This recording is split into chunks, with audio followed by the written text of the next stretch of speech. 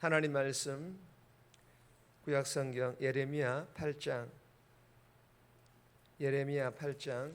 18절에서 9장 6절 구약성경 1065페이지 구약성경 1065페이지 예레미야 8장 18절에서 9장 6절까지 우리 합독은 8장 18절 한 절 읽고 그리고 9장 1절에서 4절까지 합독하도록 하겠습니다. 8장 18절 한 절입니다. 슬프다 나의 근심이여 어떻게 위로를 받을 수 있을까? 내 마음이 병들었도다. 9장 1절입니다. 어찌하면 내 머리는 물이 되고 내 눈은 눈물 근원이 될고 죽임을 당한 딸 내 백성을 위하여 주야로 울리로다. 내가 광야에서 나그네가 머무를 곳을 얻는다면 내 백성을 떠나가리니 그들은 다 간음하는 자요 반역한 자의 무리가 되미로다. 여호와의 말씀이니라. 그들이 활을 담긴 같이 그들의 혀를 놀려 거짓을 말하며 그들이 이 땅에서 강성하나 진실하지 아니하고 악에서 악으로 진행하며 또 나를 알지 못하느니라. 너희는 각기 이웃을 조심하며 어떤 형제든지 믿지 말라. 형제마다 완전히 속이며 이웃마다 다니며 비방함이라. 아멘. 오늘 본문의 제목은 탄식하는 예레미야. 탄식하는 예레미야. 여러분, 오늘 본문은 예레미야 선지자가 하나님께서 그렇게 돌이켜라, 회복해야 할 것을 말씀하시지만 음란에서 우상숭배의 죄에서 돌이키지 않는 이 유다 백성들을 향하여서 이제 하나님께서도 돌이킬 수 없는 이 하나님의 심판을 예레미야가 먼저 보면서 가슴이 멍들고 상처가 깊어가는 이 예레미야의 마음의 표현을 내 마음이 병들었도다라고 기록을 하고 있는 그런 내용의 본문입니다. 오늘 이 본문을 통하여 하나님께서 우리에게 주시는 첫 번째 교훈입니다. 기도하고 사랑으로 권면하라. 기도하고 사랑으로 권면할 것을 우리에게 교훈해 주십니다. 18절 말씀 보시면 슬프다 나의 근심이여 어떻게 위로를 받을 수 있을까? 내 마음이 병들었도다. 여러분, 본문은 서론에 말씀드린 것처럼 죄로 인하여 불로 뛰어드는 이 불나방처럼 심판과 죽음을 향하여 달려가는 이 유다 백성들을 보며 예레미야는 괴로웠습니다. 그리고 유다 백성들이 받을 고통을 슬퍼합니다. 내 마음이 병들었도다. 이 말씀은 이러한 예레미야의 마음을 표현한 것입니다. 여러분, 유다 백성들의 죄에 대하여 분노하였던 예레미야 선지자가 그들의 고통에 울었다라는 것은 두 가지의 의미를 가지고 있습니다. 첫 번째로는 선지자라면 죄에 대하여서는 반드시 분노해야 한다는 것입니다. 하나님께서 하나님께로 부름받은 선지자라면 죄에 대하여서는 반드시 분노해야 한다는 것입니다.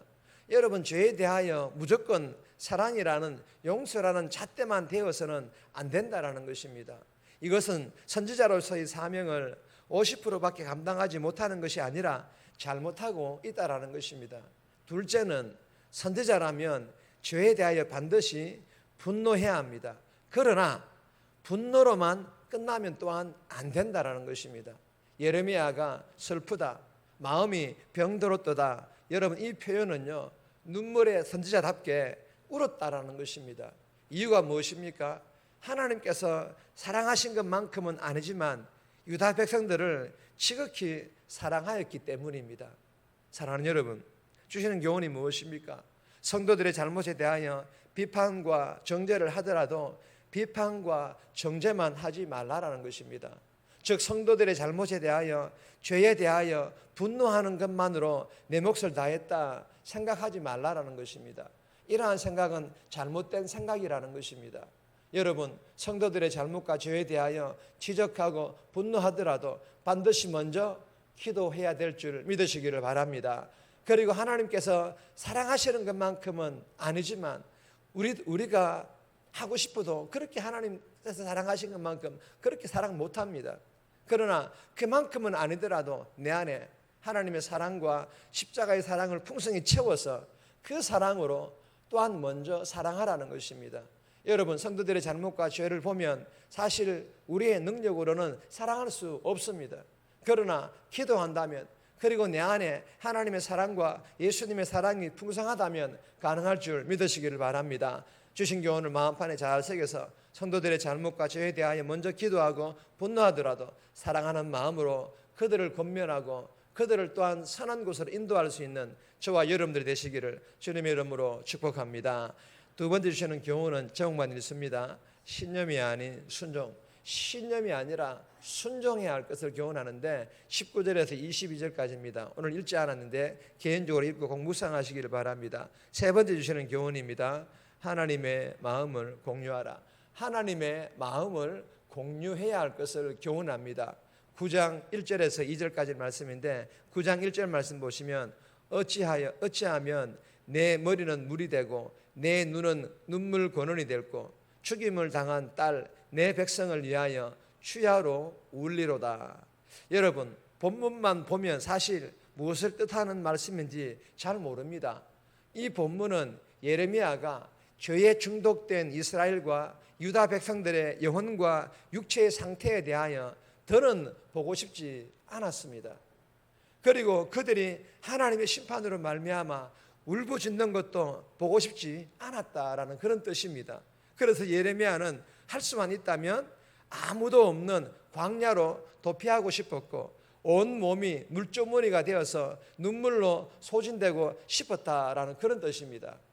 여러분, 예레미야의 마음은요, 하나님의 사람, 즉 선지자로 부름받은 사명자답게 유다 백성들을 향한 그 마음이 첫 번째로 나눈 교훈과 비슷하게 하나님의 마음과 같았다라는 것입니다. 똑같지는 않았지만 하나님 마음을 함께 공유했다라는 것입니다. 그래서 예레미야는 자기 슬픔에 겨워 우는 것이 아니라 하나님의 아픈 마음을 공유하며 함께 울었다라는 것입니다. 그래서 예레미야를 눈물의 선지자라고 불렀던 것입니다. 사랑하는 여러분, 하나님의 사람, 즉 예수 믿는 성도는요, 하나님의 마음을 느낄 줄 알아야 됩니다. 아니, 느끼는 것이 당연합니다. 왜 그럴까요? 항상 말씀 묵상을 통하여 하나님의 마음을 공유하기 때문입니다. 오늘 하루도 주신 교훈처럼 이 새벽에 주신 말씀을 통해 내 안에 하나님의 뜻, 하나님의 마음을 공유하여 삶에서 지옥 가야 될 믿지 않은 사람들을 보며 인간적인 슬픔이 아닌 하나님의 마음으로 영적인 눈물을 흘리며 전도하는 삶, 그리고 하나님 뜻대로 순종하는 그런 복된 삶 살아갈 수 있기를 주님의 이름으로 축복합니다. 네 번째 주시는 교훈입니다. 악에서 악으로 진행하며. 무슨 말입니까? 악에서 악으로 진행하지 말라. 악에서 악으로 더 이상 진행하지 말라라는 그런 교훈입니다. 3절에서 6절까지의 말씀인데 3절 말씀 보시면 여호와의 말씀이니라. 그들이 화를 담긴 같이 그들의 혀를 놀려 거짓을 말하며 그들이 이 땅에서 강성하나 진실하지 아니하고 악에서 악으로 진행하며 또 나를 알지 못하느니라. 여러분, 이 본문은 하나님을 떠난 공동체는 하나님의 징벌이 있기 전부터 무너지기 시작한다라는 그런 말씀입니다. 여러분, 본문을 보세요. 진리가 떠난 자리에 거짓이 들어옵니다. 그리고 쉼없이 무엇이 이어집니까? 악이 악으로, 계속해서 악으로 이어진다라는 것입니다.